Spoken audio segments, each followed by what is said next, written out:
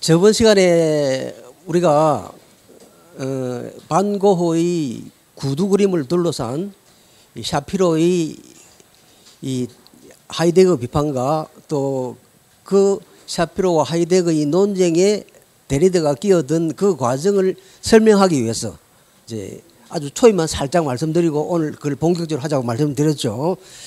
지금 보시는 이 그림은 반 고흐의 그림 가운데서 반 고흐가 살아생전 딱 한 장 판 그림입니다. 한 번도 다른 그림을 팔아본 적이 없고 이 그림을 딱 한 장 팔았습니다. 제목이 포도원 아럴의 붉은 포도밭이라는 이 그림입니다. 이 그림 자체가 우리가 전에 계속 다뤄왔던 재현의 원리에 따르자면 실제로는 여기에는 모델링과 그라데이션도 전혀 존재하지 않고 그리고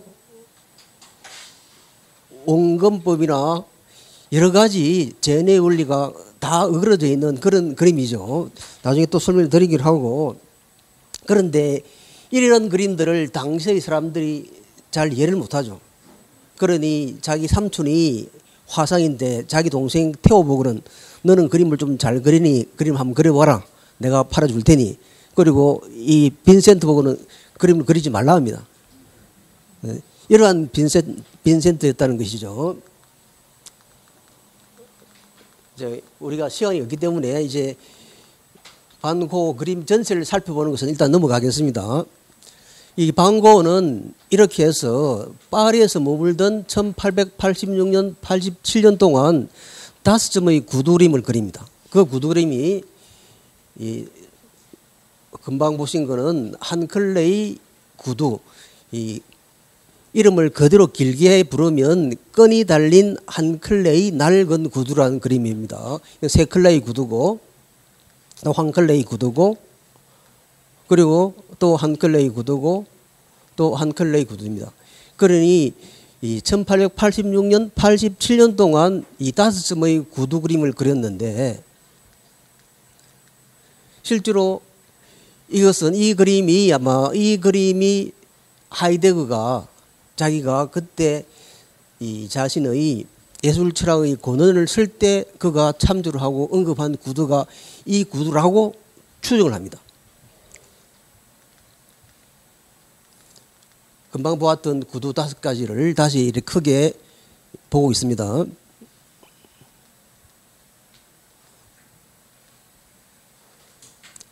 그런데 이 중 적어도 한 점은 그가 아직 코르몽의 화실에서 공부하고 있을 때 그린 것이다라는 거죠.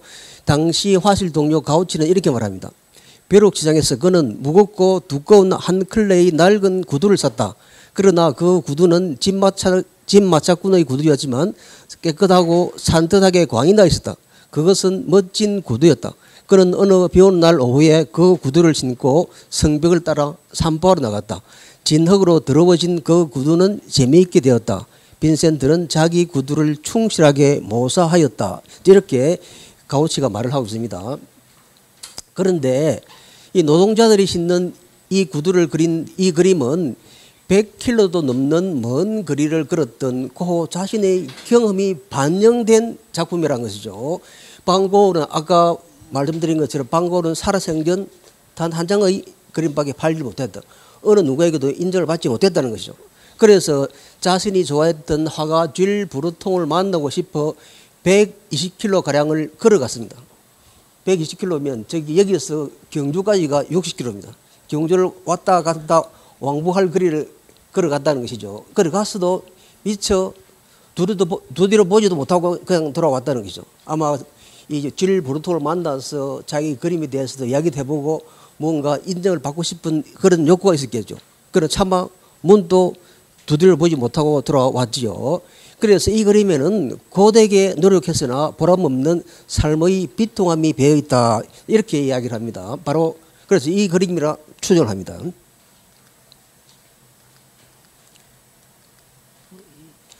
그리고 이것은 농부들의 남학신인데 농부들이 신는 남학신을 그릴 때는 그런 이 그림을 아주 깨끗하게 그렸다는 겁니다.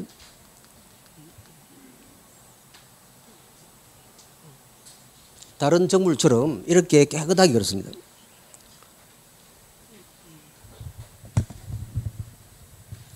이 기계가 여기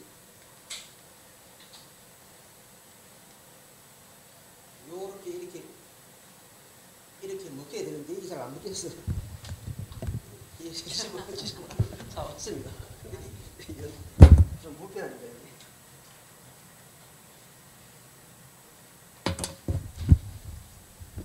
자, 일반적 해설을 보자면은, 자, 이 구두들은 전원 세계에 대한 공감의 표현과 도시 생활이나 부르주아적 관습에 대한 거부감을 나타낸다, 이렇게 이야기를 하고 있습니다. 또 이 구두들은 자화상과 동일한 의미를 가지며 반 고흐가 두 클레이 구두를 그릴 때면 그것은 각각 자기 동생 테오와 그 자신을 상징한다라고 일반적으로 해설하고 있습니다. 그런데 이때 반 고흐의 주제는 용도를 가진 도구로서의 구두가 아닌 자신의 일부로서의 구두가 반 고흐의 주제였다는 것이죠. 그런데 이제 마르틴 하이데거가 1936년, 37년 겨울 학기에 예술 작품의 근원의 모태가 되는 강의에서 반 고흐의 구두 작품을 예로 들어서 그의 예술 철학의 핵심을 설명하죠. 그때 하이데거는 이렇게 이야기합니다. 우리는 이러한 종류의 신발을 여러 차례 그린 적이 있는 반 고흐의 잘 알려진 그림을 선택한다 라고 말하면서도 자신이 지칭하는 반 고흐의 구두 작품이 어떤 것인지 정확히 지칭하지 않고서 그것이 농촌 아낙네의 것이다, 농촌 내인의 것이다 라고 가정을 합니다. 그리고 이 미술사학자 샤피로가, 이 샤피로는 막스주의 미술사학자입니다. 그래서 나치 기간에 나치의 탄압을 피해서 미국으로 망명을 했죠. 그리고 1936년, 37년 저 시기에 마르틴 하이데거는 나치 시절에 프라이부르크 대학 총장이 됩니다. 그래서 이 샤피로가 하이데거에게 편지를 보냅니다. 하이데거 교수, 당신이 그 책에서 언급한 그 반 고흐의 그림을 당신이 어디서 보았소? 물어보니 순진한 하이데거가 이렇게 말하죠. 이 샤피로는 1968년 사적 대상으로서의 정물 하이데거와 반 고흐에 관한 노트를 발표하면서 하이데거가 예술작품의 근원에서 자신의 예술 철학을 설명하기 위해 예로 든 반 고흐의 구두라는 작품 속에 그려진 구두는 농촌 안양내의 것이 아니라 반 고흐 자신의 구두임을 확인하면서 하이데거가 스스로를 기만하고 있다고 주장합니다. 그리고 다시 1978년 이 프랑스 예술 잡지 마쿨라는 하이데거의 글과 그에 대한 샤피로의 비판, 그리고 이에 대한 데리다의 반응을 수록하지요. 그 후 데리다는 이 글을 보완해서 자신의 유명한 헤어 속의 진리라는 마지막 논문을 재발표합니다. 여기서 데리다는 샤피로의 재현의 논리를 비판하면서 하이데거의 즉 현시 프리젠테이션의 논리를 옹호하지요. 그런 다음 또다시 하이데거의 논리 또한 현존의 형이상학을 벗어나지 못한다라고 말을 합니다. 현존의 형이상학이 무엇인지는 조금 이따 다시 말씀드리겠습니다. 자, 그런데 1994년 샤피로는 하이데거와 반 고흐에 관한 후속 노트에서 다시 한번 자신의 견해가 다른 예술가와 저자들의 텍스트 및 작품뿐 아니라 반 고흐 자신의 삶에서 신발이 지니는 의미에 관해 반 고흐 스스로가 한 말들에 의해 뒷받침되고 있다고 주장하죠. 그런데 샤피로는 이 후속 노트에서도 자신의 하이데거 비판을 다시 비판하는 데리다에 관해서는 전혀 언급하고 있지 않습니다. 그러니 이 세 사람의 논쟁은 논쟁이라기보다는 샤피로가 일방적으로 하이데거를 비판하고 그에 대한 이 하이데거의 반응은 없었습니다. 나중에 하이데거가 자신의 예술작품의 근원이라는 책에 살짝 메모를 해두었는데 그 메모가 이 샤피로의 비판을 듣고 이 가해진 메모라고 추정되죠. 그리고 다시 이 데리다가 하이데거와 샤피로의 논쟁을 보면서 오히려 내가 보기에는 샤피로 당신보다 하이데거 교수가 더 낫소. 왜냐하면 하이데거 교수는 이 특정한 이 구두를 누구의 구두라고 지칭하지 않았기 때문에 오히려 그가 덜 지시적이다 이렇게 말합니다. 그런 측면에서 하이데거 교수 역시 하이데거 교수가 더 낫긴 하지만 하이데거 교수 자체도 현존의 형이상학을 벗어나지 못한다. 말이 좀 어렵죠. 조금 이따 설명드리겠습니다.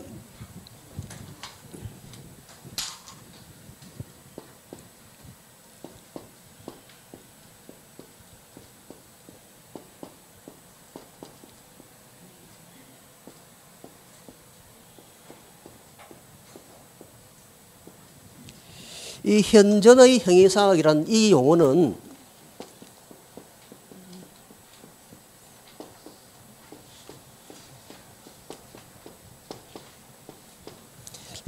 실제로는 하이데거가 자기 이전의 서양의 철학 형이상학을 비판하기 위해서 쓴 용어인데 그 용어를 그대로 다시 빌어봐서 데리다가 하이데거 교수 당신도 역시 현존의 형이상학을 벗어나지 못하고 있어라고 비판한 그 내용입니다. 그건 조금 이따 다시 말씀을 드리겠습니다.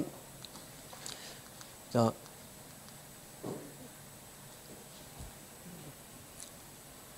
여기 예술 작품의 근원에서 하이데거는 무엇이라고 말을 하냐면 예술이란 존재자가 자신의 진리 속에 자신을 계시하는 특별한 방식이다. 이렇게 말을 합니다. 예술 작품은 사물, 자연물도 아니고 도구도 아니다. 예술은 진리를 발생시키는 근원이다. 이렇게 말을 합니다. 예술은 로고스의 방식으로 진리를 발생시키는 것이 아니라 색, 소리, 단어를 수단으로 하여 진리가 자기 스스로를 존재자의 개요, 윤곽, 대요로서 형성하는 것을 통해 진리를 발생시킨다. 이 로고스의 방식으로 진리를 발생시키는 것은 철학이죠. 논리적인 것 또는 요즘의 모든 분과 개별 과학이 다 이런 방식으로 진리를 만들어내겠죠. 그리고 색은 그림이, 회화가, 소리는 음악이, 그리고 단어는 문학이겠죠. 이렇게. 그런데 로고스의 방식이 아니기 때문에 이것들이 진리를 드러내는 것은 아주 개요, 윤곽, 대요로서 명확하지 않다는 것이죠. 자, 그런데 지금 보시는 이 구절이 하이데거의 예술작품의 근원에서 가장 많이 인용이 되고 가장 많이 읽혀지는 그 구절입니다. 한번 읽어보겠습니다. 너무 오래 신어서 가죽이 늘어나 버린 신발이라는 이 도구의 어두운 안쪽 틈새로부터 바디를 나선 고단한 발걸음이 엿보인다. 신발이라는 이 도구의 수수하고도 질긴 무게 속에는 거친 바람이 부는 더 넓게 펼쳐진 평탄한 밭구랑 사이로 천천히 걸어가는 강인함이 배어있고 신발 가죽 위에는 기름진 땅의 습기와 풍요로움이 깃들어 있으며 신발 바닥으로는 저물어가는 들길의 고소함이 밀려온다. 신발이라는 이 도구 가운데에는 대지의 말없는 부름이 외쳐오는 듯하고 잘 익은 곡식을 조용히 선사해주는 대지의 배푸름이 느껴지기도 하며 또 겨울 들녘의 쓸쓸한 휴경지의 감도는 해명할 수 없는 대지의 거절이 느껴지기도 한다. 더 나아가 이 도구에서는 빵을 확보하기 위한 불평 없는 근심과 고난을 이겨낸 후에 오는 말없는 기쁨과 출산이 임박해서 겪어야 했던 산모의 아픔과 죽음의 위협 앞에서 떨리는 전율이 느껴진다. 이 도구는 대지에 속해 있으며 농촌 안양대의 세계 속에 폭언이 감사인 채 존재한다. 이 한클레의 구두를 보고 이렇게 문학적으로 표현을 해낸 거죠. 그런데 여기서 너무 오래 신어서 가죽이 늘어나 버린 이 신발이란 도구의 어두운 안쪽 틈새로부터 이 구절에 천착을 해서 이 구절은 하이데거의 예술 작품은 신발이라는 도구가 진실로 무엇인지 알게 하였다. 반 고흐의 그림은 도구 즉 한클레의 농촌 안악내의 신발이 진실로 무엇으로 존재하는지 알게 하였다라는 말을 이해하는 바탕이 되는 겁니다. 자, 그런데 진리를 발생시키는 근원으로서 예술의 본질은 존재자의 진리가 스스로를 작품 속으로 정립합니다. 계속 이 하이데거 말을 좀 어렵게 하고 있죠. 그리고 하이데거는 진리는 비언폐성 드러남이라 합니다. 이 독일어로 unverborgenheit라는 이 단어는 원래 플라톤이 이 인간이 죽어서 저기 내세로 넘어가는 그 강 중에 하나가 망각의 강입니다. 그게 레테입니다. 레테. 그러니까 이문열이 전에 레테의 연이라는 소설 선지겠죠. 그때 따온 그 레테입니다. 그런데 플라톤은 원래 사람이 죽어서 저 내세로 넘어가는 그 강을 그걸로 해서 사람이 저기서 내세에서 다시 태어날 때 이 망갈 강을 걷는다고 거꾸로 플라톤이 말을 합니다. 그래서 이 원래 우리 영혼이 이다의 세계 속에 우리가 태어나기 그전에도 그대로 머물다가 육체라는 껍질을 뒤집어쓰면서 이 세상에 태어나는 거죠. 그때 육체라는 껍질을 뒤집어쓰므로써 망각, 즉 육체라는 껍질은 우리를 감각적 인식에 얽매이게 함으로써 진실한 본질과 진리를 다 잊어버리게 만드는 것이죠. 그래서 이렇게 레테의 강을 건너므로써 망각을 했다. 그래서 이 망각을 벗어내는 것, 이것이 플라톤의 진리론의 핵심입니다. 상계론입니다. 그러니 우리가 이제 태어나면서 육체라는 껍질을 뒤집어 썼기 때문에 실제로 우리는 어느 대상의 참된 모습, 본질을 포착하지 못하죠. 그러면 우리가 실제 대상의 참된 진리, 본질을 포착하기 위해서는 어떻게 대상을 인식해야 합니까? 육체가 주는 모든 감각적 인식으로부터 벗어나야 되겠죠.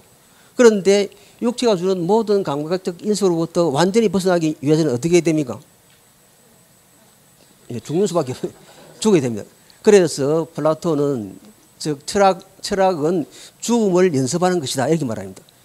그 이때 죽음을 연습하는 것이라는 것은 말 그대로 실제로 이 학문적 진리 또는 대상의 본질은 감각에 의해서 주어지는 것이 아니라 논리적 사유, 이성적 사유에서 주어지는 것이라는 거죠. 그러니 플라톤으로부터 이어지는 서양의 모든 진리론이 이성주의, 본질주의입니다.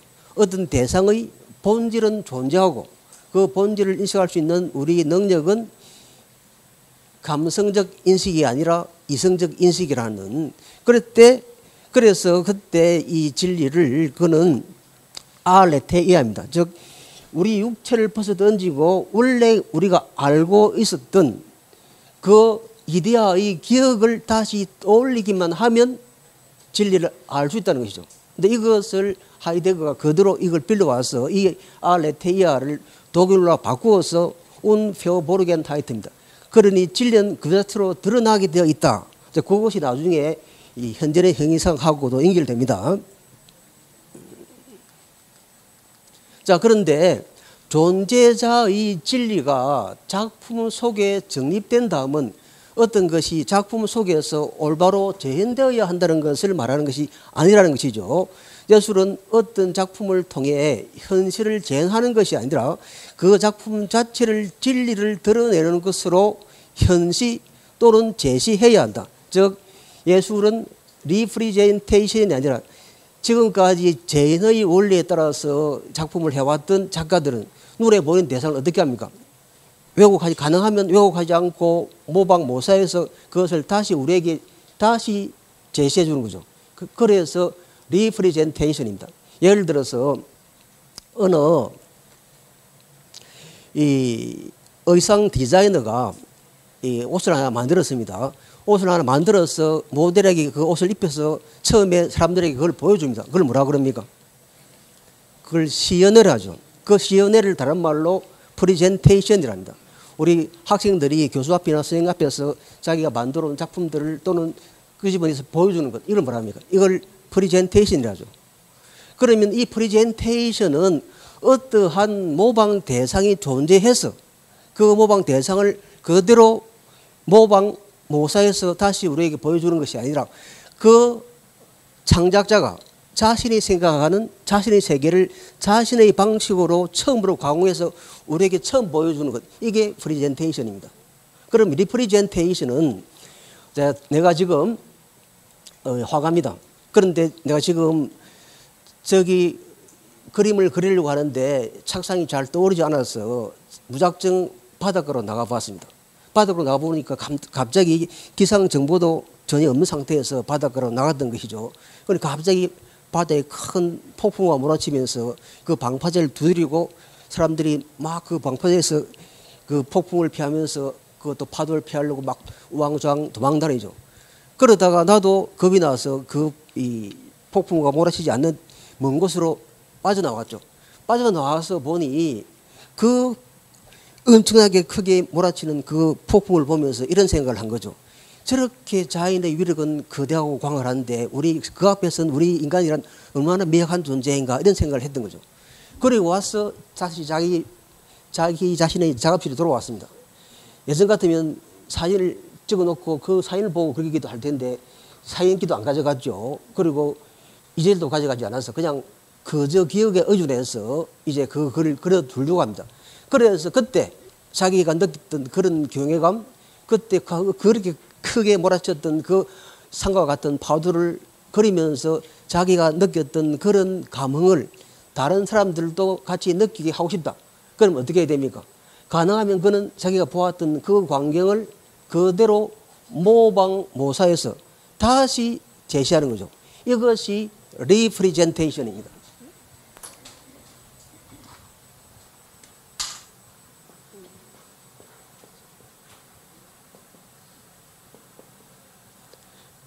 그러니 이 리프리젠테이션 재현을 할 때에는 실제로는 재현된 이미지와 그 이미지가 가리키는 실제 대상 사이에 이른바 유사성의 원리가 작동해야 하는 것이죠. 그런데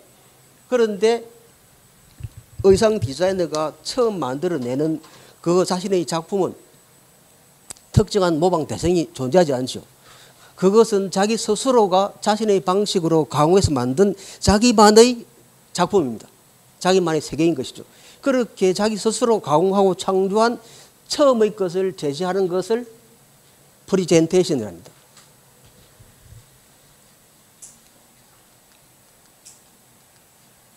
자, 이 하이데거는 이렇게 얘기를 합니다. 이 반 고흐의 구두는 농촌 아낙네의 구두를 그린 것이다. 그런데 이 농촌 아낙네의 구두는 농촌 아낙네의 구두이지만 농촌 아낙네의 불안하고 고통스럽고 힘든 삶이 배어 있답니다.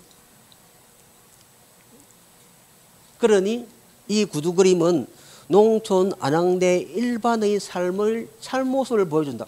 하이데거에게 이 구두가 누구의 구두인지는 중요하지 않습니다. 이 구두는 프랑스의 어느 시골 농부 여인이 신었던 것일 수도 있고 네덜란드나 독일의 어느 농부 부인이 신었던 것일 수도 있지만 그러 당시 유럽의 어느 나라에서 농촌 여인이 신고 힘든 바디들을 할 때 겪었던 그런 삶의 불안한 고통과 고뇌가 이 신발에 담겨 있다. 그러니 이 신발을 통해서 그는 특정 누구의 신발을 우리 눈에 보는 그대로 모방 모사해서 우리에게 다시 제시해 주는 것이 아니라 그가 생각하고 그가 가공한 그 예술가 스스로가 만들어내는 그가 해석한 그만의 세계를 우리에게 처음으로 제시해 주는 것이다. 그러니 어느 예술작품은 존재자의 진리를 어느 예술가가 처음으로 가공해서 그것을 우리에게 제시해 주는 것이다. 그러니 이 하이데거의 미학은 재현의 미학이 아니라 현시의 미학이 되는 것이겠죠. 이른바 리프리젠테이션이 아니라 프리젠테이션의 미학이 되는 겁니다. 자, 그런데 이 이야기를 듣고 이제 아까 말씀드린 샤피로가 1968년에 사적 대상으로서의 정물 하이데거와 반 고흐에 관한 노트라는 이러한 논문을 하나 쓰면서 이 논문을 쓰기 전에 샤피로가 하이데거에게 편지를 씁니다. 하이데거 교수, 당신이 당신 책에서 말한 저 반 고흐의 구두를 어디서 본 것입니까? 물으니 순진한 하이데거가 내가 그걸 아마 이 1930년 3월 암스테르담의 반고호 전시에서 보았던 것 같소라고 말을 한 것이죠. 그러니 여기 샤피로는 미술사학자입니다. 그러니 그 델라파이의 도록 등 그에 관련된 모든 자료를 쫙 다 훑어본 거죠. 훑어보니 그때 그가 보았다고 하는 그 구두는 1886년, 87년 중에 반고흐가 구두 그림을 5개를 그렸는데 그 5개 그린 그림은 그 구두 그림은 농촌 아낙네의 것이 아니라 반고흐가 파리에 머물 때, 물론 다른 곳에서 신을 수도 있겠지만 파리에 머물 때 그렸던 반고흐 자신의 구두라고 확진하게 되는 거죠. 그러면서 여기서 가죽이 늘어나 버린 이 도구의 어두운 안쪽 틈새라는 말에 딱 들어맞는 그림은 세 점인데 이 세 점입니다. 그 중에서도 이 그림이 가장 그게 근접한다는 것이죠.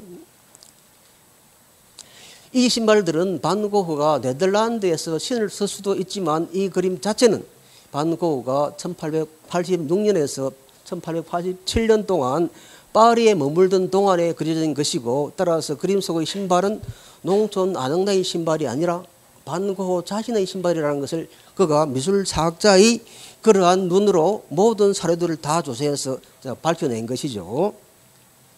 그래서 그는 이렇게 이야기합니다. 자, 하이데거는 예술작품은 한 클레의 농부 신발이 진술로 무엇인지 알게 해주었다고 쓰고 있는 부분에서 자신을 속이고 있다. 하이데거는 실제의 반고흐의 구두라는 그림 자체와는 전혀 무관한 원초적이고 대지적인 것에 대해 강한 파토스를 지닌 자신의 사회적 관점으로서 모든 것을 상상하여 그것을 반고흐의 구두 속에 투사하였다. 여기서 샤피로는 이 막스주의 미술사학자라고 말씀을 드렸죠. 그래서 나치의 박해를 피해서 미국으로 망명을 갔습니다. 그리고 하이데거 교수는 계속 남아서 나치에 의해서 프라이부르크 총장으로 임명이 됩니다. 그리고 그 총장 임명 수락 연설도 하죠. 그것을 보고 한때 그의 제자였던 한나 아렌트가 비판하는 편지를 쓰기도 합니다. 그렇게 이렇게 해서 부역 아닌 부역을 한 죄 때문에 나중에 하이데거는 아주 설설하게 죽어갑니다. 그런데 이 하이데거가 니체 1이라고 하는 이 저작을 썼는데 그것이 니체에 관한 가장 훌륭한 해설서라는 것이 밝혀졌고, 그것이 다시 프랑스로 넘어가서 데리다, 들레저, 료타르 등등의 포스트 구조주의 철학자들에게서 재해석되면서 다시 하이데거의 명성이 높아졌던 것이죠. 그런데 여기서 그림 자체와 전혀 무관한 원초적이고 대지적인 것에 대해 강한 파토스를 지닌 독일 민족주의적 성향을 강하게 드러내는 것이죠. 실제로는 독일 민족은 실제로는 강한 이 대지 속에서 뭔가 뿌리를 박는 그런 것들을 강하게 드러내는 그런 방식으로 이 민족주의적 방식을 많이 그가 창출해 내었던 것이죠. 하이데거가 예술작품에서 중요한 것은 그때그때 존재하는 개별 존재자들의 이 독일말로는 비드가베라고 거기 적혀 있는데, 이 비드가베는 실제로는 이 리프레젠테이션을 독일말로 읽으면 레프레젠타지온에 읽습니다. 그때도 역선이 이 미학에서도 레프레젠타지온이라는 용어를 쓰지만 그때도 제힌이라 번역하지만, 이 비드가베는 더 정확히 말하면 우리가 음악이 녹음된 녹음기를 틀죠. 그럼 누르면 똑같은 것이 반복해서 들을 수 있죠. 이렇게 똑같은 것이 반복되는 이 재생을 재현이라 합니다. 그러니 어느 재현 배우가 과거에 일어났던 그런 상황을 재현할 때 그걸 재현이랍니까? 재현이랍니까? 흔히 재현이라 하죠. 그 재현은 엄격히 말하면 눈에 보이는 대상을 눈에 보이는 그대로 모방 모사해서 다시 제시해 주는 것이 재현이고, 이 재현은 재현이고, 이 재현은 원래 녹음된 또는 녹화된 것들을 반복해서 보여주는 것이 재현입니다. 자, 그런데 어쨌든 하이데거가 예술작품에서 중요한 것은 그때그때 존재하는 개별자들의 이 재현이 아니라 사물들의 보편적 본질의 재현 또는 재현이라고 말할 때 이 형이상학적 이념은 하나의 이론으로 머물고 그가 예로 드는 반고의 구두는 이 이념을 뒷받침해 주지 못한다. 무슨 말이냐면 이 샤피로가 이 하이데거 교수의 현시의 미학 이론 자체를 공격하자는 것이 아니라 이 당신이 예술 작품이 사물들의 보편적 본질의 재현이라고 말할 때 그렇게 말을 하면서 그것을 증명하는 하나의 예시로서 이 그림을 든 것은 미안하지만 이 그림은 농촌은 앙내의 구두가 아니라 반고흐 자신의 구두이기 때문에 당신은 속된 말로 헛다리를 짚어서 하는 겁니다. 당신의 그 형이상학적 이론은 이 그림에 의해서는 뒷받침되지 못한다는 겁니다. 이렇게 말하면서 당신은 하이데거 교수는 스스로 자신을 속이고 있다 이렇게 말을 합니다. 자, 하이데거는 회화의 중요한 측면, 즉 작품 속에 예술가 자신이 현존하고 있다는 것을 놓치고 있다. 하이데거는 반고흐의 구두 그림을 설명할 때 사적인 것과 인상적인 것을 간과하는데 예술가는 이것으로서 자신의 주제에 몰두한다는 것이죠. 반고흐는 농부나 막신을 그릴 때에는 이렇게 옆에 놓아둔 그릇, 병 또는 이러한 다른 정물과 함께 형태와 표면이 깨끗하고 닳지 않은 모습으로 그렸다는 겁니다. 그런데 자신의 신발을 그릴 때는 이렇게 낡고 다른 모습으로 그렸다는 것이죠. 반면 자신의 신발을 그릴 때는 외관상 아주 낡고 주름이 잡힌 것으로 만들어서 우리가 그것을 화가 자신의 초상화로 간주할 수 있게 만든다라고 샤피로는 이야기를 합니다. 그러니 샤피로는 반고흐의 구두를 그의 해화 전체 및 그의 삶의 맥락 속에서 포착하고자 하며 나아가 반고흐의 편지와 일기 그리고 그에 대한 기억을 간직한 사람들의 설명을 바탕으로 반고흐의 구두가 그 자신의 삶의 기전비적 조각이며 성스러운 유물이다. 간단히 말하면 이 반고흐의 이 구두에는 무엇이 들어있다는 겁니까? 반고흐 자신의 삶이 들어있다. 반고흐 자신의 삶이 들어있으니 이것은 반고흐의 얼굴을 그린 것은 아니라 할지라도 이것은 반고흐의 초소가 됩니다. 이것을 샤피로가 이야기합니다.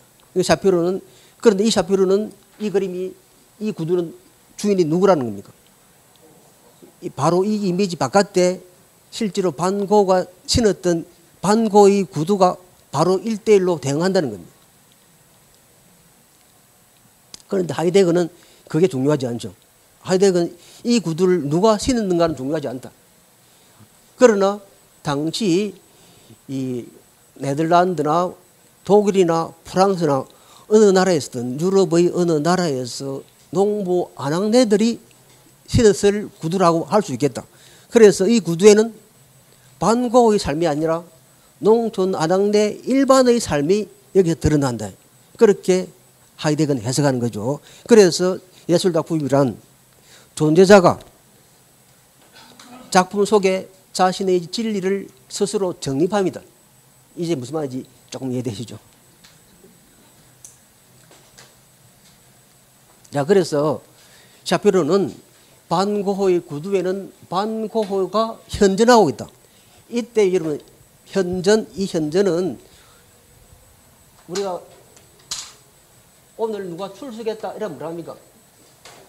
프리젠트라죠. 이 프리젠트를 이렇게 바꾼 게 이게 프리젠트입니다. 출석이죠. 그러니까 지금 반고흐의 구두 그림 속에는 샤피로의 말에 따르자면 무엇이 들어있는 겁니까? 반고흐의 삶 또는 반고흐의 삶의 진리가 그 속에 들어있다는 것이죠. 이 반고흐의 구두 속에는 예술가 반고흐의 삶이 투영되어 있으며 예술가 반고흐의 삶과 세계에 대한 관점이 들어있다는 것이죠. 자, 그래서 샤피로는 하이데거의 주장은 반고흐 자신의 구두를 농촌 안악내의 것으로 잘못 귀속시켜 반고의 구두 그림이 농촌 안악내의 세계와 그 진리를 드러내 보여준다고 잘못 파악하는 것, 즉 상상의 투사, 프로젝션에 불과하다. 자기 마음속에서 그런 상상한 것을 바꿔도 끄집어내어서 그것을 그렇게 말하는 것에 불과하다는 것이죠. 자, 그래서 하이데거가 반고의 구두를 예술작품이 어떤 작품을 통해 현실을 재현하는 것이 아니라 존재자의 진리를 작품 속으로 정립한다는 것, 말이 좀 어려웠지만 그 작품 자체를 진리를 드러내는 것으로서 현시한다는 자신의 견해를 뒷받침하는 예로 사용하는 것은 사실과 무관한 주관적 상상에 기인한 것이다 라고 반고를 비판을 하는 거죠. 자, 여기에 데리다가 여기 개입합니다. 내가 보니 오히려 내가 보니까 샤피로 당신이 오히려 반고보다 오히려 더 못한 것 같소, 이런 이야기입니다. 오히려 데리다 교수는, 저기 하이데거 교수는 이 작품이, 이 구두가 특정 누구에게 귀속된다, 이 구두가 누구 것이라고 가정을 하지 않음으로써 오히려 덜 지시적이다. 덜 지시적이라는 측면에서는 오히려 반고호가 샤피로보다 하이데거가 더 나은데, 그런데 이 하이데거도 역시 현존의 형이상을 범하고 있다, 이렇게 말을 합니다. 이 하이데거는 이 신발을 누구의 것으로 귀속시키지 않습니다. 그래서 하이데거가 덜 지시적이다라는 것이죠. 자, 하이데거가 자신의 의도를 예정하기 위해 선택한 예는 하나의 특수한 그림이 아니라 일상적인 종류의 도구라는 겁니다. 하이데거는 이 반고의 구두를 특정 누구에게, 즉 특정 누구 반고호에게 귀속시키지 않고 농부의 세계에 귀속시킵니다. 자, 그래서 하이데거의 목적은 하나의 그림을 지시와 재현으로 고정시키는 것이 아니라 이 하이데거는 반고의 구두를 즉 농부의 세계에 귀속시키고 그리하여 당시 유럽의 어디에서 힘든 삶을 살았을 농부들의 일반적인 삶의 모습이 이 작품을 통해 드러나고 있는 것이라 본다는 것이죠. 그리고 또 이런 말을 합니다. 그는 내가 보기에는 이 구두는 온전한 한 짝으로 보이지도 않는다. 보니 이 구두는 어쩌면 이게 두 개가 다른 짝일 수도 있을 것 같기도 하고 한 사람의 신발이 아닌 것 같기도 하다. 그렇게 말해도 또 그렇게 보이기도 하죠, 그죠? 왼쪽을 두 개를 다 같이 왼발짝을 두 개를 다 모아놓은 것처럼 보이기도 하고, 요거는 좀 더 커 보이기도 하고, 이건 더 작아 보이기도 하죠. 그러니 이 데리다는 이것은 온전한 한 사람의 한 컬러의 구두도 아닐 수도 있겠다. 그런데 이 구두가 특정 누구의 구두라고 어떻게 그렇게 강하게 그렇게 말을 할 수 있겠소, 이런 이야기입니다. 그래서 하이데거가 샤피로보다 덜 지시적이지만 그도 그림에 모종의 진리가 들어있는 것으로 봄으로써 현존의 행위상학을 벗어나지는 못한다. 이제 현존의 행위상학 이야기를 좀 해야겠죠. 자, 일단 현존의 행위상학을 이야기하기 전에 이 포스트 구조주의가 어떻게 진행되는 걸 잠시 살펴보겠습니다. 자, 1930년에 구조주의 사상이 확산됩니다. 그리고 우리가 다 아시다시피 1980년에 6.8운동이 일어나고 이 6.8운동의 그러한 결과에 따라서 이제 1970년대, 80년대 포스트 구조주의 사상이 확산됩니다. 이 1968년 5월에 프랑스에서 6.8혁명이 일어나고 또 그리고 독일에서 6.8혁명이 일어나고 또 1968년에는 미국의 베트남전 참전을 반대하는 반전 시위들이 전 세계적으로 일어났던 것이죠. 그리고 1980년도에 과거의 모더니즘과는 전혀 다른 새로운 미술운동이 일어나는데 그것이 포스트 모더니즘입니다. 나중에 포스트 모더니즘 다시 한번 또 설명드릴 텐데 이 프랑스 6.8운동은 드골 정부의 실정과 사회의 모순으로 인한 저항운동 또는 총파업 투쟁을 통해서 기존의 가치와 질서에 저항한 젊은이들의 운동입니다. 이미 기득권화되어 버린 프랑스의 이른바 이 정치, 특히 보수화된 정치 일반에 대한 젊은이들의 저항이었죠. 역시 그러나 1968년 5월 혁명은 실패했죠. 프랑스에서는 그러나 종교, 애국주의, 권위에 대한 이러한 복종의 보수적인 가치를 대체하는 평등, 성해방, 인권, 공동체주의, 생태주의적 진보적인 가치, 그리고 독일에서는 베트남 전쟁을 반대하고 제국주의를 반대하고 보수화된 기성 정치권, 기득권을 반대하는 그러한 방식으로 이 6월 혁명이 6.85 운동이 일어났고, 이 6.85 운동이 포스트 구조주의의 대가로 이제 거론되는 들레즈나 데리다, 보들리아르 등등에게 큰 영향을 끼치죠. 자, 그런데 이런 포스트 구조주의는 그러면 어떤 것이냐? 우리는 그걸 알기 전에 먼저 소실의 구조주의 언어 이론, 언어 철학을 알아야 됩니다. 자, 소실은 이렇게 말합니다. 언어는 전통적 형이상학의 언어관에서 말하는 것처럼 어느 외적인 요소에 의해 설명되는 것이 아니라 언어는 그 자체에 의해 설명되는 자율적인 기호의 책이다. 자, 기호는 기표와 기의 결합입니다. 이 기표를 다른 말로 시니피앙이라고 하고 기어를 시니피에라 합니다. 그런데 자, 말하자면 우리가 이것을 분필이라 부르죠. 이 분필이라 부르는 이 사물을 가리키는 이 용어, 이게 낱말, 이것이 기표입니다. 그리고 이 기표의 의미, 이것이 기어입니다. 그리고 그것이 모여져서 기호가 되는 것이죠. 그런데 우리가 지금 이것을, 제가 지금 이 손에 든 것을 분필이라고 가정해 보죠. 전통적 언어관, 전통적 형이상학에서는 우리가 특정 이것을, 이 분필을 다른 많은 낱말 용어가 있음에도 불구하고 특정 기표인 분필이란 이 단어, 이 용어를 선택해서 이것을 가리키고자 했던 것은 전통적 언어관에 따르자면 이것을 분필이라고 부르게 할 만한 그 속성이 이 사물 자체에 들어있었다는 거죠. 무슨 뜻입니까? 분필? 가루로 된 연필이라는 뜻이죠. 가루로 된 연필이라고 부를 만한 것이 있기 때문에 이것은 여러 가지 다양한 기표 가운데서 그 한 기표를 선택해서 이것을 그렇게 부르기로 하자고 우리가 정했다는 것이죠. 이건 예전에 뭐라 불렀습니까? 분필을 안 부르고 백목이라 불렀죠.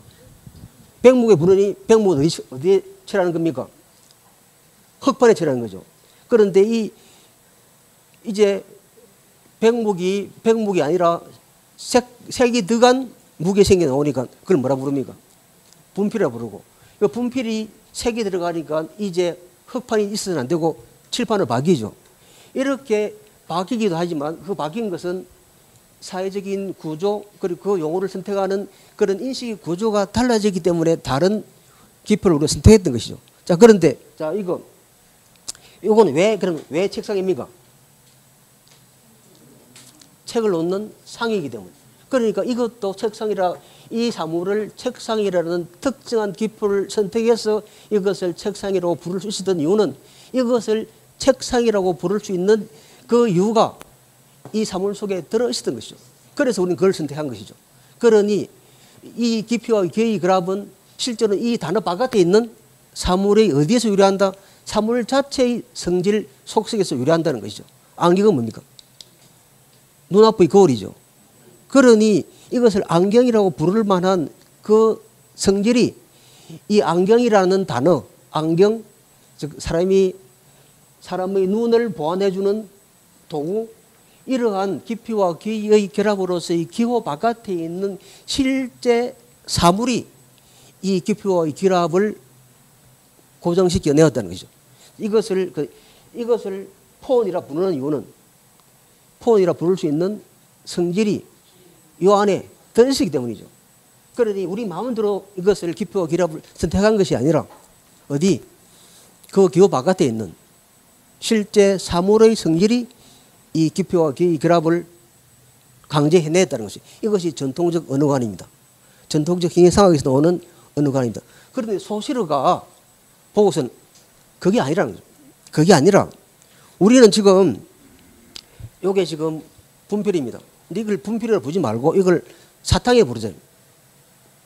그러면 저하고 우리 고사모님하고 이제 이걸 사탕에 부르기로 약속했습니다. 그럼 고사모님 다음 주 강의할 때 저에게 이 빨간 알사탕 5개만 좀 가져다 주실래요? 뭐 가져오겠습니까?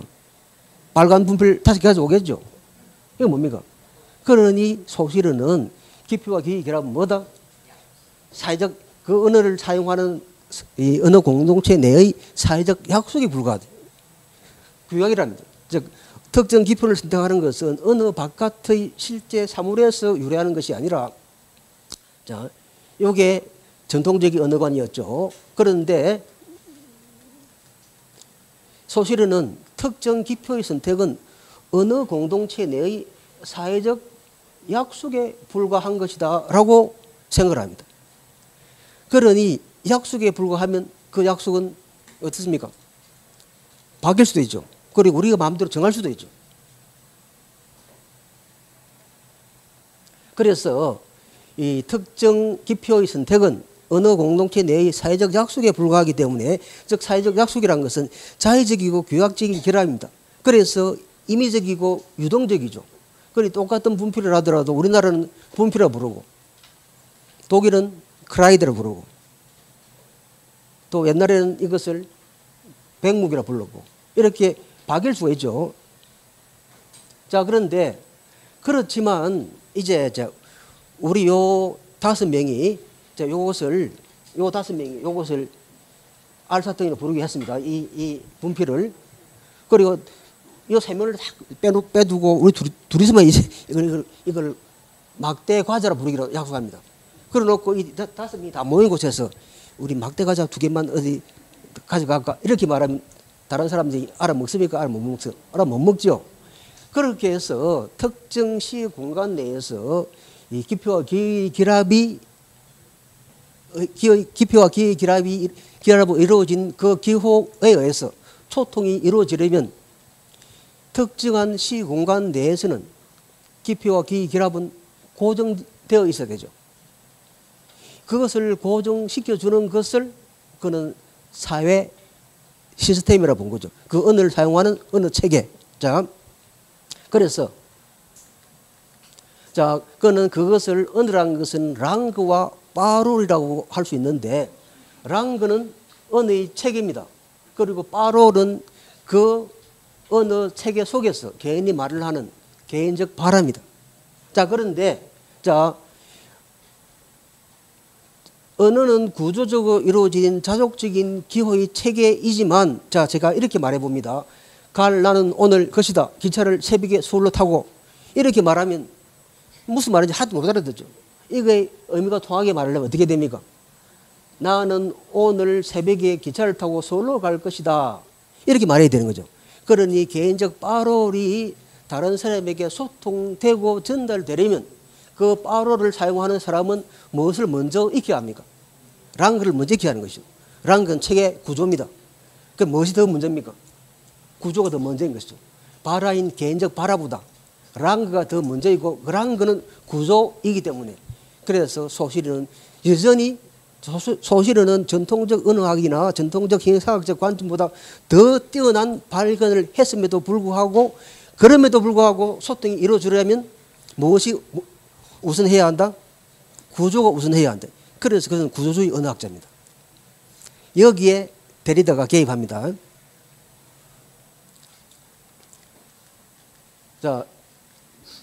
구조의 방법론은 일단 데리다의 해체주의만 일단 이야기를 하겠습니다. 데리다는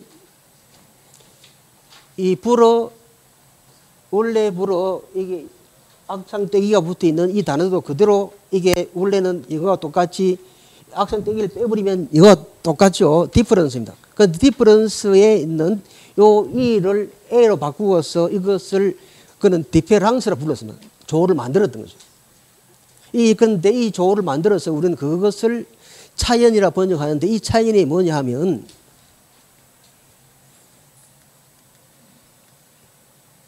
좀 이따 다시 설명드리겠습니다. 자, 우리가 전통적인 언어관에 따라서 자, 요게 분별입니다. 요게 뭡니까? 기표, 신의피양이죠. 그 다음에 이것은 기의. 자, 기의, 우리가 어떤 분필이 뭐냐라는 질문은 분필의 본질이 뭐냐라는 질문과 동일하다고 그때 말씀을 드렸죠.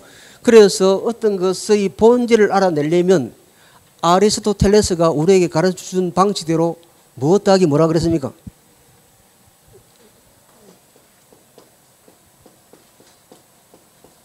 채권료 개념 더하기 자 종차의 방식으로 아마 이것은 첫 시간에 좀 했어야 되는 이야기인데 그 사이에 또 새로운 얼굴들이 많이 들어오셔가지고 다시 할 수는 없겠습니다. 일단 듣겠습니다. 그냥 자 나중에 자 분필을 우리가 사전에 찾아서 사진보다 더 정확한 채권료 개념 더하기 종차의 방식으로 자 분필을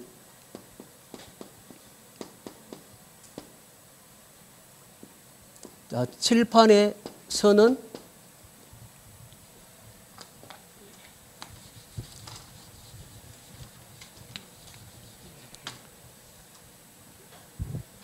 칠판에 서는 필규라고 정의를 내렸습니다.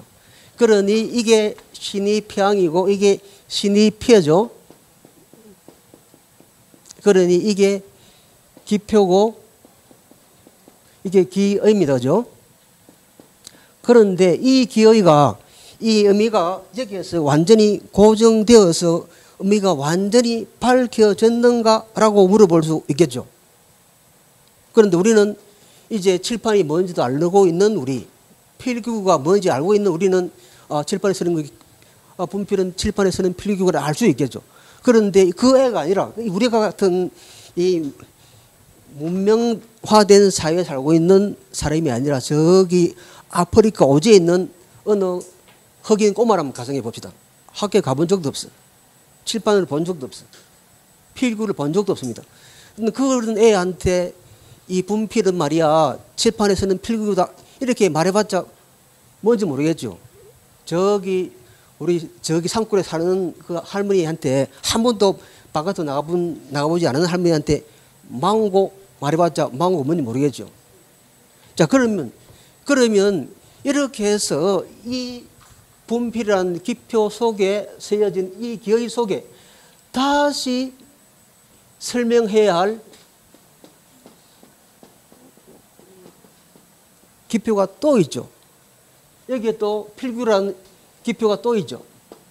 그러면 또 필기구가 무엇인지 필기구의 기의를 밝혀야 하고 칠판의 기의를 또 밝혀야 되죠. 이렇게 밝혀진 기의 속에 또다시 밝혀야 할 기표가 있다 한다면은 어느 기표의 궁극적 기의, 궁극적 의미는 특정 곳에서 확정이 됩니까? 계속 지연이 됩니까? 계속 지연이 되죠. 이것을 가르치는 용어를 데리다는 그것을 설명하기 위해서 이 차연이라는 말을 지어냈습니다. 그러니 전통적인 언어관에서는 자, 이게 뭡니까? 이게 책상이죠. 자, 책상은 왜 책상입니까? 책을 놓고 글을 쓰게 하는 받침대 역할을 하는 사무가구라고 하는 이게 모습이 다 다르고 다 형태가 다 달라져도 이건 2인용 책상이고 저 도서관에 가면 6인용 책상이 있고 할아버지는 안전뱅이 책상을 썼고 모양과 형태가 다 달라졌다 하더라도 그 안에 변치하는 무엇이 있었다고 우리는 가정하는 겁니까? 동일성. 그런데 이 동일성이 예수부터 존재하는 것이 아니라 우리 머릿속에 관념 속에 만들어진 것이랍니다. 니체는 이렇게 얘기합니다. 예수부터 이 세계에는 동이라는 것은 존재하지 않았대. 저기 나뭇잎을 보라. 어디에 갇힌 나뭇잎이 있는가? 이 동일성이라는 관념들 그리고 애초에 원형이라는 이 관념은 이 세계에 있었던 것이 아니라 우리 머릿속에 존재했던 것일 뿐이다. 그래서 예를 들어서 전에도 제가 이런 비유를 많이 듣는데 제가 꼭 이런 책상을 하나 사가지고 집에 갔습니다. 왜? 이 집에서 글을 쓰고 논문을 쓰려고 하니 책상 하나만으로 막 자료를 팍 퍼져놓고 이 책을 늘어놓고 그런 자료를 늘어놓고 하려 하니 이런 보조 책상이 필요한 거죠. 그래서 이걸 하나 쓱 들고 가니 우리 할머니가 살아 계실 때입니다. 딱 붙으면 저를 싹 부릅니다. 이거 어디서 났냐입니다. 아, 이거 제가 이 논문 쓰는데 좀 필요해서 옆에 보조 책상을 쓰려고 하나 샀습니다 하니까 자기도 하나 사달랍니다. 왜 그러십니까 하니까 요즘 허리가 아파서 이걸 그 부엌에 앞에 놔놓고 앉아서 하면 좋겠네 이렇게. 그럼 우리 할머니에게 이 책상은 뭡니까? 책을 쓰는 이 사무 가구입니까? 아니면 조리대입니까? 조리대죠. 그건 우리 그렇다면 이 책상의 본질이 있습니까? 아니면 본질이 없는데 본질을 우리가 만들어낸 것에 불과합니까? 이렇게 말하는 순간에 우리는 다 니체주의자가 됩니다. 자, 그럼에도 불구하고 우리 사고는 계속 어떤 것의 본질이 있다고 생각합니다. 자, 이것을 내가 가지고 있으면 A4 용지로 쓰고, 인쇄 용지로 쓰는데 이것을 우리 집 내 어린 꼬마 동생이 이걸 가지고 있으면 뭐합니까? 낙서를 하고 그림을 그리고, 낙지를 만들든지 그래 되겠죠. 그렇다면 어떤 사물의 본질이라는 게 존재합니까? 아니면 본질이 존재하지 않고 단지 니체는 애초에 본질은 없어. 본질은 있다 해도 알 수가 없어. 알 수가 있다 해도 다른 사람에게 전달해 줄 수가 없어. 그럼 존재하는 것은 해석을 하는 다양한 관점만이 존재한다. 이렇게 합니다. 이것이 이 니체가 말하는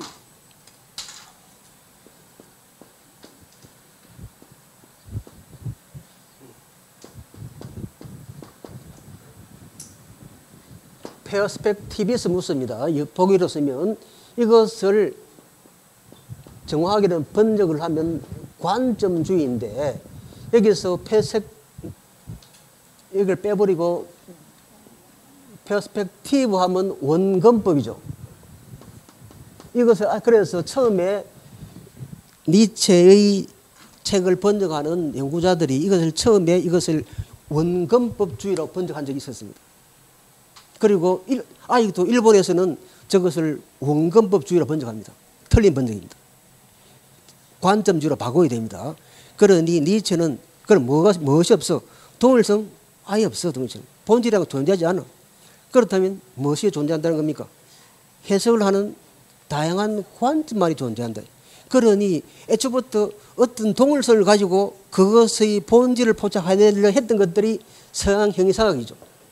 그런데 니체는 그게 아니라 이것이 무엇인가를, 요게 뭡니까 지금? 요게 무엇인가, 우리 이 필구 이것을 무엇인가 알기 위해서는 이것과 차이 나는 다른 것과 이것을 비교해 봐야 됩니다. 그러니까 동일성에 따라서 그것이 무엇인가를 알 수 없다면 이것과 차이 나는 이것을 비교해 봐야 되죠. 또 이것과 또 차이 나는 다른 것도 또 비교를 해 봐야 돼요. 그럼 이렇게 어떤 것이 무엇인지를 알기 위해서 이것과 비교를 해봐야 할 그 다른 것들은 하나입니까? 여러 개입니까? 또는 여러 개입니까? 무한대입니까? 무한대죠. 그래서 차이를 통해서 어떤 것의 참된 모습, 본질을 알려면 그 참된 그 본질을 정의하는 것은 끊임없이 지연되는 것이죠. 그래서 우리는 그 차이와 지연을 합쳐서 데리다의 디페랑스라는 단어를 차이연이라고 번역합니다. 자, 우리 계속해서 일단 데리다의 해체주의를 좀 이야기하고 있는데 지금까지 말씀을 드린 것은 데리다가 말하는 차이연 개념이었습니다. 그리고 데리다의 차이연 개념은 실제로는 니체의 반본질주의 철학에 큰 영향을 받은 것이라 할 수 있겠죠. 역시 덜레즈도 마찬가지입니다. 그러니 결국은 데리다는 이제 아까 구조주의 언어학자인 소시르는 결국은 기표와 결합은 그 기호와 관계가 없는 그 기호가 가리키는 그 기표가 실제 가리키는 그 사물의 속성에서 그 기표와 기의 결합이 고정된다고 말했던 전통적 언어관을 부정하고 기표와 기의 결합은 전통적인 그 언어를 사용하는 언어 공동체 내의 약속 규약이다. 약속이고 규약이니 얼마든지 변할 수 있고 유동적인 것이다 라고 말했음에도 불구하고 그럼에도 불구하고 그래서 그 언어들이 소통이 되려면 그 기표와 기의 결합은 특정한 시 공간 내에서는 어느 사회적 체계 그 언어를 사용하는 사람들의 그러한 약속에 의해서 고정되어 있어야 한다. 이렇게 말함으로써 그는 랑고와 빠르로에서 무엇이 더 우선한다 그랬습니까? 금세 까먹었죠. 자, 빠로는 개인적 발화고 랑그는 그 언어의 체계 랑그가 우선하고 빠로를 사용하는 사람들은 개인적으로 발화를 하는 사람들은 그 랑그를 숙지를 해야 그 자신의 빠로를 소통시킬 수 있는 것이죠. 그러니 먼저인 우선인 것은 랑그다. 그 랑그는 구조이기 때문에 그리고 체계이기 때문에 역시 소시는 구조의 언어학자이다. 그런 포스트 구조주의자인 데리다는 우리가 그렇게 랑그와 빠로를 관점에서 또는 이 분필이라는 기표를 다시 기의로 풀었을 때 우리가 이것을 사전에서 찾아서 이 의미를 확정한다라고 가정을 해보자. 그럴 때에도 우리가 쓰는 이 기표의 의미로 적혀져 있는 이 기의 속에 다시 해명을 요구하는 또 기표가 또 있고 요 기표가 또 있다. 즉 필기구라는 기표, 칠판이라는 기표, 글씨를 섬이라는 기표 이것들이 다 해명이 되어야만 결국 분필이라는 기표의 궁극적 기의가 해명이 될 것이다. 또는 최종적 기의. 그러니 특정 기표가 닷을 내리는 궁극적 기의가 존재할 것인가 묻는다면 끊임없이 계속 그 특정한 기표의 궁극적 기를 정의하는 것은 끊임없이 지연되는 것이겠죠. 어느 기표를 그것이 가지고 있는 사물 자체와의 동일성 속에서 해명하는 것이 아니라 그것이 다른 것 가지고 있는 차이 속에서 해명하려 하면 즉 비교되는 차이 나는 것들을 계속 대비시켜 보아야 하고 이렇게 비교시키고 대비시켜 보아야 할 차이 나는 것들은 끊임없이 많기 때문에 실제로 어느 것의 고정된 의미, 궁극적 기의는 끊임없이 지연될 것이다. 그래서 그가 만들어낸 이 디페랑스라는 개념을 우리는 한자로 차이차자와 연자를 빌어서 차연이라고 번역했다는 것이죠. 그런데 이 차연이라는 이 단어에 따라서 보자면은 실제로 어떤 것의 기표와 기의 결합은 고정됩니까? 고정되지 않습니까? 고정되지 못하는 것이죠. 즉 소시르가 말하듯이 이 랑그라고 특정한 랑그 속에서도 그 의미는 고정되지 않는다는 것이죠. 이것이 데리다의 이른바 포스트 구조주의 언어가입니다. 이것이 데리다의 소실에 대한 비판입니다. 그리 더 끝까지 기표와 기의 결합을 끊임없이 밀고 나가서 기표와 기의 결합이 어느 곳에서도 고정될 수 없다는 것을 밝혀낸 사람이 데리다인 것이죠. 그리고 이 데리다는 이러한 이 자신의 포스트 구조주의적 관점에서 또 이른바 미학에 개입합니다. 그건 조금 다시 말씀드리려 하고 그렇다면 금방 이 데리다가 다시 샤피로와 하이데거의 논쟁을 보면서 오히려 일방적으로 내가 보기에는 하이데거 교수가 더 낫고 샤피로는 오히려 더 지시적이다. 자, 그런데 역시 하이데거 교수도 현재의 형이상학에서 벗어나지 못한다라고 말하는 것이 뭔가 아까 말씀드린 것처럼 이 현재의 형이상학은 실제로 하이데거가 자신 이전의 전통적 형이상학을 비판하기 위해서 만들어낸 말입니다. 훈련 하이데거 용어라는 거죠. 그 하이데거 용어를 가지고 다시 데리다가 하이데거를 비판합니다.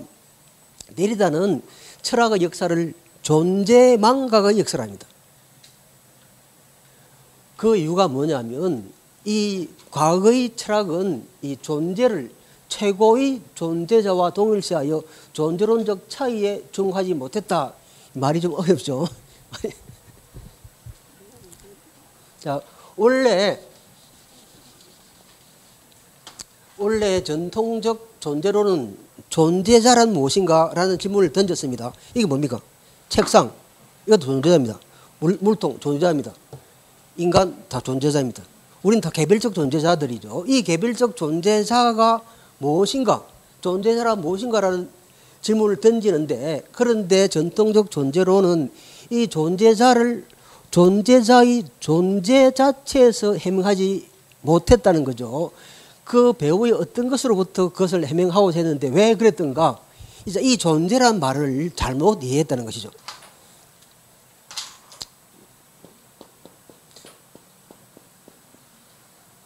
독일어로 쓰면 자인입니다. 영어로 쓰면 being이겠죠. 그런데 이 헤겔이 자신의 논리학을 서술을 할 때 무엇부터 시작하냐면 이 존재부터 시작합니다. 존재. 여러분, 그럼 존재는 뭡니까? 존재는 풀었으면 있음이죠. 있다는 것 외에는 어떠한 규정도 들어있지 않습니다. 이 규정이 뭐냐면 어떤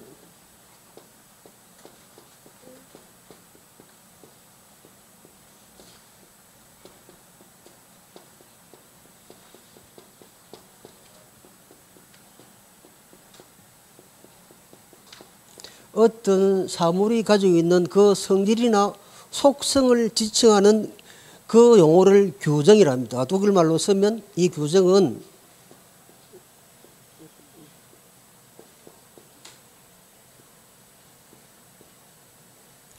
베스티뭉입니다. 베스티뭉인데 이 스티뭉은 독일어로 원래 스팀맨, 소리를 내다라는 뜻입니다. 그런데 여기에다가 비블리 전철인 배를 붙여서 베스팀맨은 그것을 어디에 가두다라는 뜻입니다. 그것을 이렇게 명사화시킨 것의 규정인데 우리 이 규정을 한자로 쓰면 이렇습니다. 법규 유자죠. 이건 정할 정자입니다. 그러니 자, 이 책상은 지금 어떻습니까? 크기가 높이 1m, 폭이 30cm, 그리고 나무와 철제. 자, 이런 이것들이 가지고 있는 규정들이죠. 자, 그런데, 자, 사람이라는 단어가 있습니다. 그 사람이라는 단어에다가 이제 동양인이라는 규정을 집어넣었습니다. 거기에 또 한국인이라는 규정을 집어넣었습니다. 그리고 부산 사람이라는 규정을 집어넣었습니다. 그리고 부산에 사는 여자라는 규정을 집어넣었습니다. 그리고 부산에 사는 여자이면서 상지에 근무하는 사람이라는 규정을 집어넣었습니다. 거기서 좀 높은 사람입니다.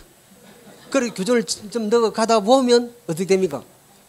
구체적인 사람이 나오죠. 그러니 어떠한 개념에서 규정이 점점 더 많아진다는 것은 그 개념이 점점 구체화되어 간다는 것이죠. 우리는 이것을 그 개념이 가지고 있는 그 성질들을 나타내는 것을 개념의 내포랍니다. 그리고 그렇게 그 개념이 가리키는 그 대상의 범위를 외연이랍니다. 그러면 어떤 개념은 그 개념의 규정이 점점점 많아지면 많아질수록 그 개념의 내포는 점점 더 많아지죠. 개념의 내포가 많아지면 개념의 외에는 좁아지죠. 그럼 그 개념의 내포를, 즉 개념이 그 규정들 점점 버려나가면 그 개념은 구체화됩니까? 추상화됩니까? 추상화되죠. 그래서 그 개념 가운데에서 있다라는 규정만 있고 모든 것을 다 버린 규정이 존재입니다. 그래서 해겔은 자신의 논리학을 설명할 때 어느 규정도 있다라는 규정 말고는 어떤 규정도 없는 존재부터 시작하는 거죠. 그래서 그걸 점점 더 붙여갑니다. 그래서 점점 구체적 존재로 나아가죠. 이 마르크스가 자본론을 서술할 때도 이런 방식으로 합니다. 그냥 상품으로 취해갑니다.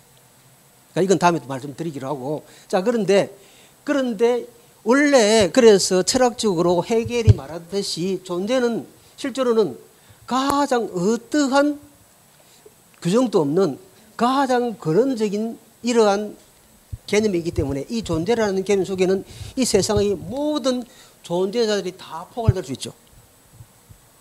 그런데 이 존재라는 말을 실제로 전통적 철학자들은 가장 궁극적인 존재자, 신과 유사하게 가장 모든 것의 의미 근원이 되는 모든 궁극적인 기의가 될 수 있는 존재자가 그들은 누구라고 생각합니까? 모든 것의 의미 근원, 신이 계죠. 그래서 이 존재란 말을 최고의 존재자와 동일시하면서 실제 존재자의 저 존재론적 차이를 몰랐다는 것이죠. 그래서 철학의 역사는 그래서 존재 망각의 역사다. 이게 하이데거는 규정을 합니다. 그래서 그 존재를 전통적 존재론처럼 최고의 존재자로 보지 말고 그 존재를 실제 존재자의 현재의 실존 모습에서 찾아야 한다라고 말하는 것이 하이데거의 존재론의 핵심입니다. 그래서 이걸 좀 더 쉽게 설명해 보면 이 하이데거의 존재론의 영향을 많이 받은 사르트르가 뭐랍니까? 실존은 본질에 앞선다. 본질에 선행한다죠. 왜? 실제로 우리는 이제 이 책상의 본질이 뭐냐라는 질문은 이 책상이 본질이 뭐냐라는 질문으로 바꿀 수 있죠. 이 분필이 무엇이냐라는 질문은 이 분필의 본질이 무엇이냐라는 질문으로 바꿀 수 있죠. 그렇게 되면 우리는 이 분필의 본질을 가장 쉽게 찾아내는 방법은 개념을 정의내리는 방법이죠. 그 개념을 정의내리는 방법은 자 아까 말씀드린 아리스토텔레스의 개념의 정의 방식, 즉 채권유 개념 더하기 종사의 방식으로 정의를 탁 내려버리면 되죠. 그런데 예를 들어서 자 우리가 그래서 사람을 이제 한번 사람의 본질을 한번 정의를 한번 내려보죠. 인간. 그럼 어떻게 해야 됩니까? 자 아리스토텔레스의 정의 방식이 있다면 어떻게 됩니까? 자 사람의 가장 최근 유개념, 사람과 가장 가까운 곳에서 사람을 포섭하는 유개념, 영장류 좋습니다. 영장류. 동물은 눈 없죠.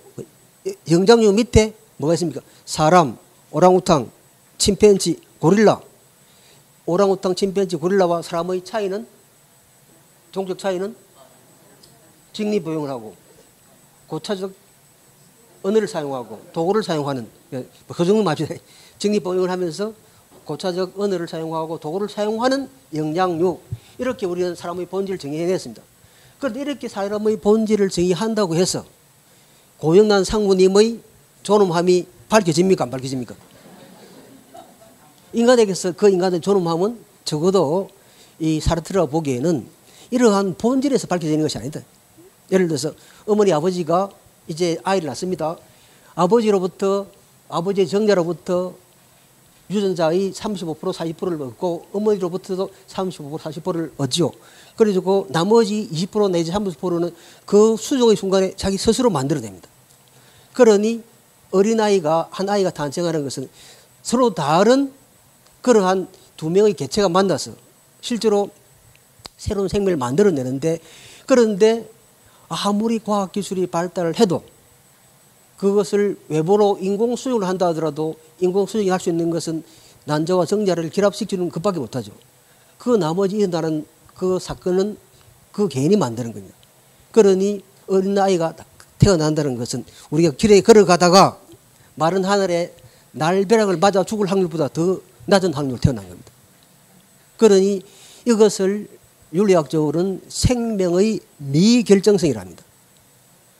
생명의 미결정성입니다. 생명 이 미결정성이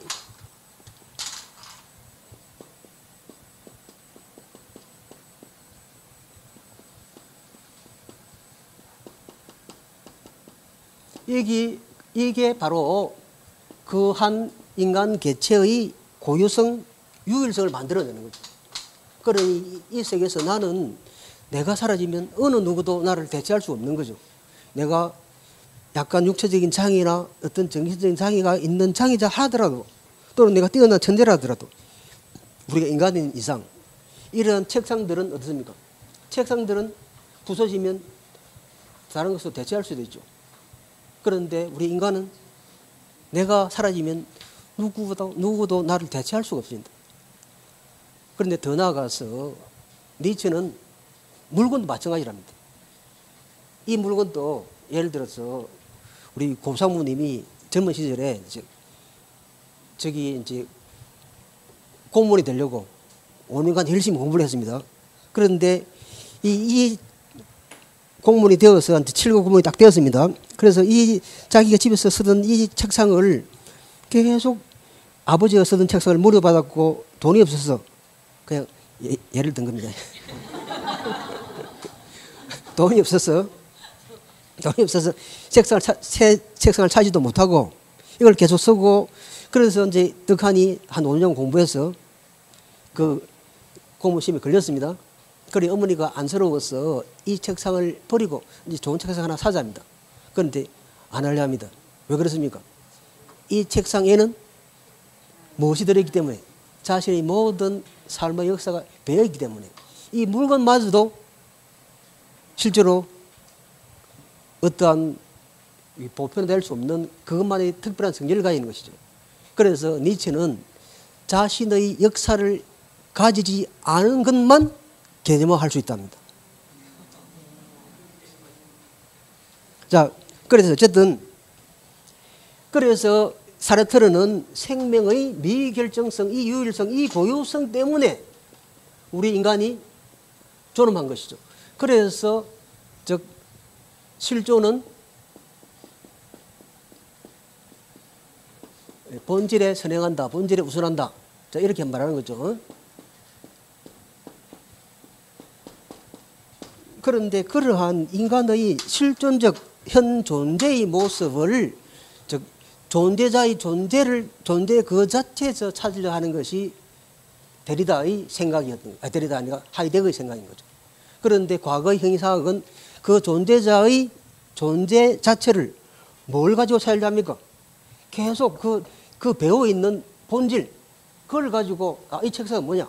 이 책상은 책을 놓고 글을 쓰고 글을 읽게 하는 받침대 이렇게 해놓고 이 책상이 뭔지 자꾸 밝히려 하니 이 책상이 고용난의 땀이 묻어있는 책상이라고 밝혀낼 수가 없는 거죠.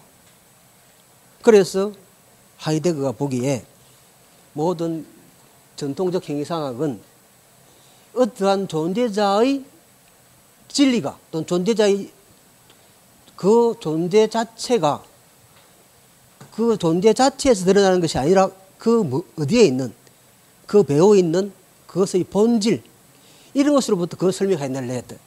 그리고 그러한 존재자의 본질이 그 존재자의 현존한 존재의 이 존재자 속에 존재 자체 속에 들어있다라고 보는 것이 현존의 형이상학입니다. 그런데 그럼 뭡니까? 이 현존의 형이상학은 어떤 존재자의 변치 않는 본질 이것이 있다는 이야기입니까? 없다는 이야기입니까? 있다고 가정하고 그것을 찾아내려는 것이죠. 그런데 인간이라는 이런 존재자를 그는 현 존재랍니다. 다른 존재와 달리 또 여기 또 긴 이야기들이 있지만 그걸 오늘 설명 다 하면 오늘 다 못하기 때문에 그건 하지는 않겠습니다. 이런 건 다음에 한번 보시기로 하고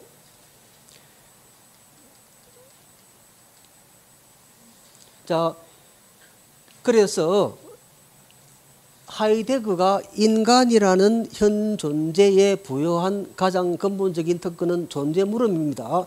이렇게 해서 자신의 존재에 대해 물음을 던질 수 있는 존재자는 인간밖에 없죠.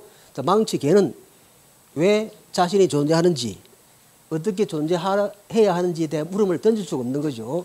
그 현 존재는 구체적으로 어떤 특정 상황에 놓여 있음을 뜻하는 것이죠. 그런데 인간되는 존재자는 정지된 사물이 아니라 항상 특정 상황 속에 놓여 있는 존재자이죠.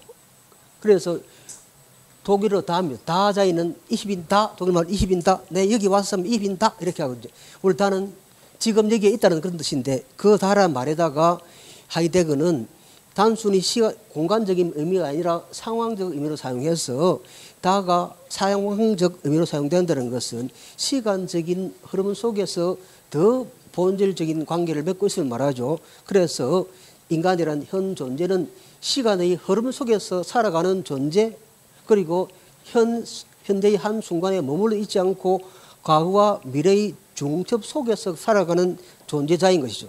그래서 인간은 즉 세계에 내던져진 존재입니다. 그래서 인간의 삶의 의미는 우리가 다른 인간과 동일한 본질에 의해서 그 개인의 의미, 개인의 존엄성이 찾아지는 것이 아니라 그 인간이 이 현재의 시간 속에서 자기 삶을 어떻게 만들어가나 하는 그 실존적 모습에서 그 인간이라는 존재자의 존재 의미가 밝혀진다는 것이죠. 그럼 중요한 것은 뭡니까? 시간인 것이죠. 자, 그렇지만 이렇게 해서 하이데거는 다 빼버리고 이제 오늘 잊지 말아야 할 것은 하이데거가 현존의 형이상학을 비판할 때 과거의 형이상학들은 어떻게 했다고요?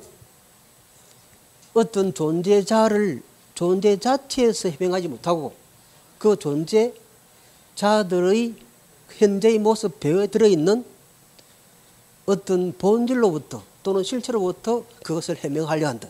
그리고 그러한 본질 실체가 그 존재자들을 보는 순간에 우리가 찾아낼 수 있다.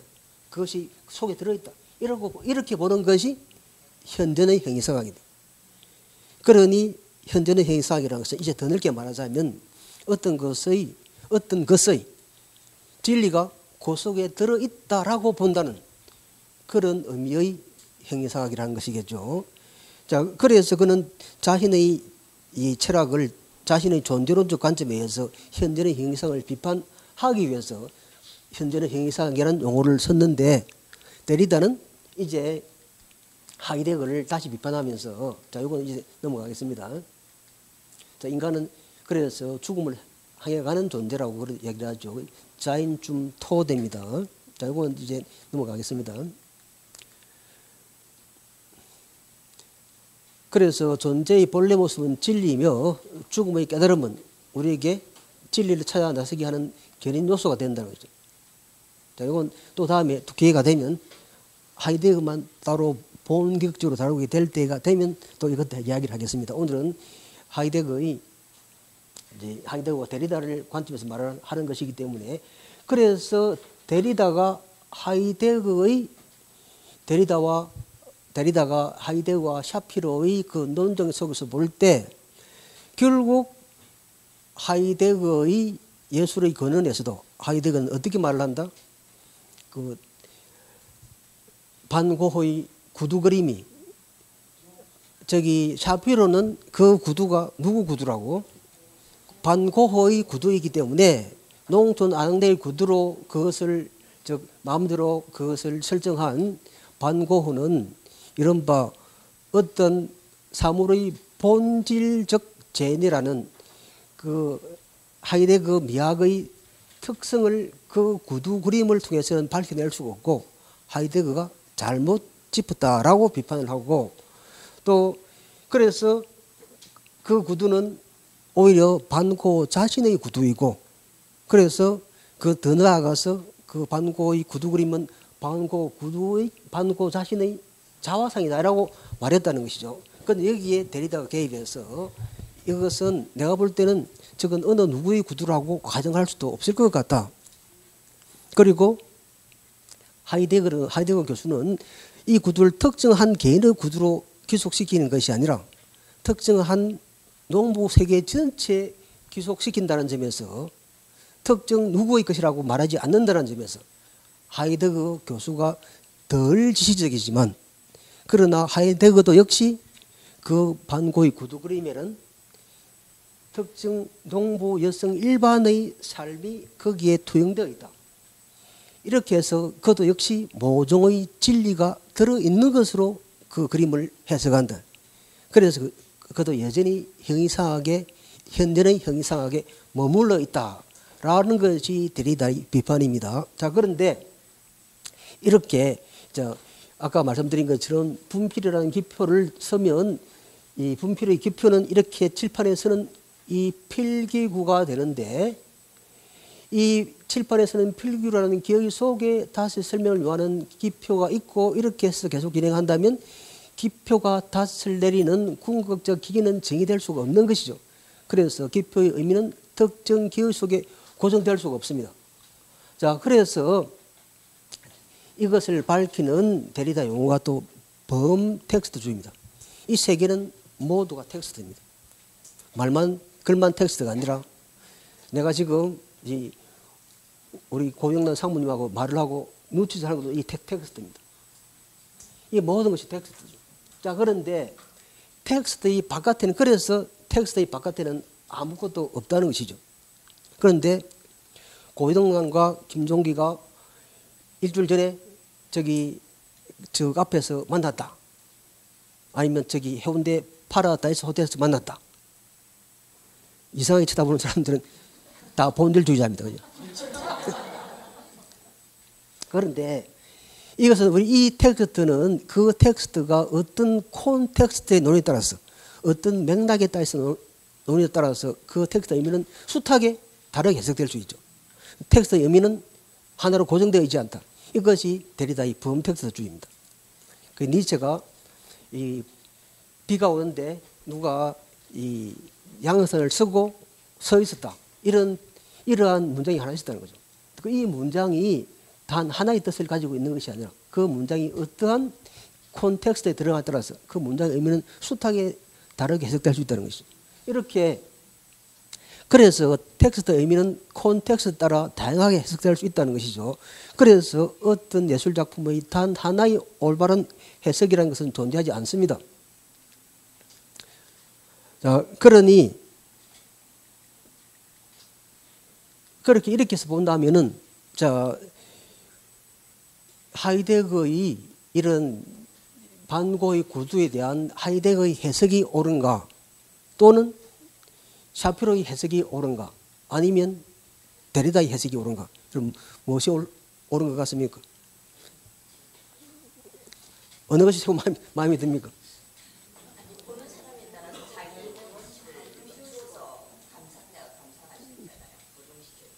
좋은 지적입니다.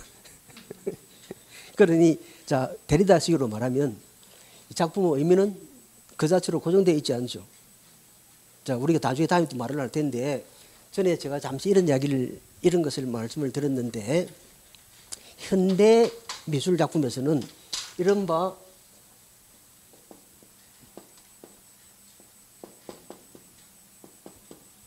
논피니트로 하죠. 논피니트가 뭐였습니까? 우리말로? 미완성이죠. 원래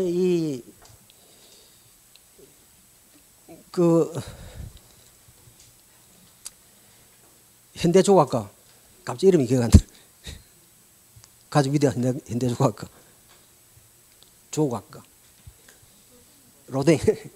로댕의 많은 작품이 논피니트입니다. 미완성 작품입니다. 그런데 이 미완성작은 어떠한 그러한 기능을 하고 있느냐 하면 그 미완성된 부분에 감상자가 그것을 완성할 수 있는 기회를 제공합니다. 그래서 우리가 거기 들어가서 이 마지막 부분을 쳐보고 그래서 그것을 자기 속에 걸어내기를 원하는 것이죠. 이렇게 된다면 어떠한 명제가 성립할 수 있느냐 하면 작품 속에 감상자가 들어있다는 것이죠. 어떤 작품의 의미는 그 자체로 완결되어 있지 않고 그 작품을 감상하는 감상자와 마주칠 때 의미가 생겨난다는 것이죠.